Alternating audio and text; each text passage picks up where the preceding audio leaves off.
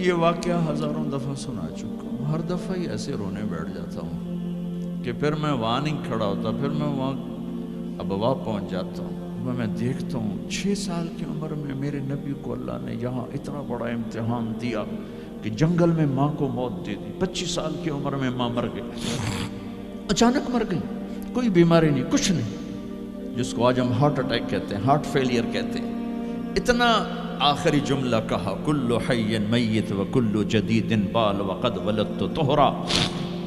بولا نہیں جا رہا تھا تو بجھتے بجھتے بھڑکتی شمع نے کہا، بیٹا ہر زندہ نے مرنا ہے، ہر جوانی نے ڈھلنا ہے، لگتا ہے تیری ماں کا آخر آ چکا ہے، لیکن میں نے ایک بچہ جنا ہے جو سارے عالم کو پاک کر دے گا۔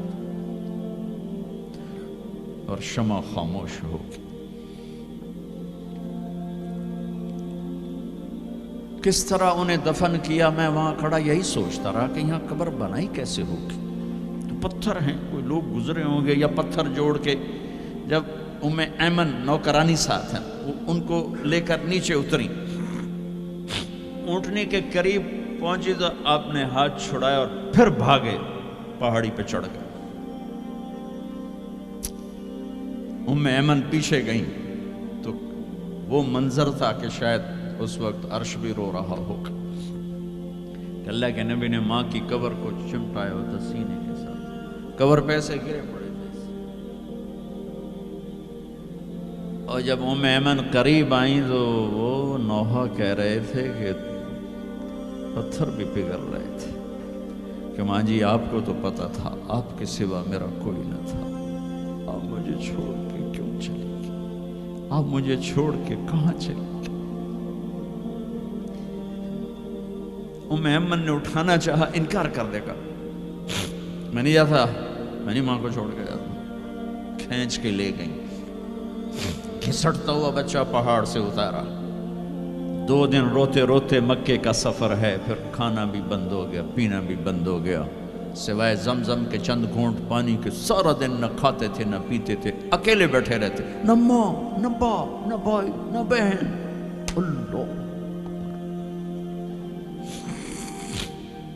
57 سال کے بعد ماں کی قبر پر پہنچے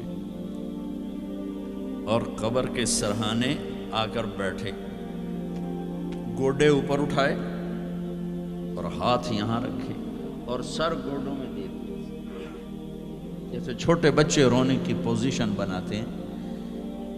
یہ چھوٹی جگہ میں دکھا نہیں سکتا، اور پھر جو رونا شروع کیا، اتنا روئے کہ ساری داڑھی سارا سینہ آنسوں سے بھر گیا، جیسے کوئی معصوم بچہ، جیسے 6 سال کا محمد رو رہا صلی اللہ علیہ وسلم۔ اتنا روئے کہ وجود ہل گیا، اور پھر فرمایا کہ میں آگے نہیں جاؤں گا، میں رات یہیں رہوں گا۔ تم کیا جانو رشتے کیا ہوتے ہیں، تمہیں صرف پونڈ گننے آتے ہیں۔ تم سے مراد میں بھی اور سارے بھی، کہ ناراض نہ ہو جاؤ، ساری امت کا یہی حال۔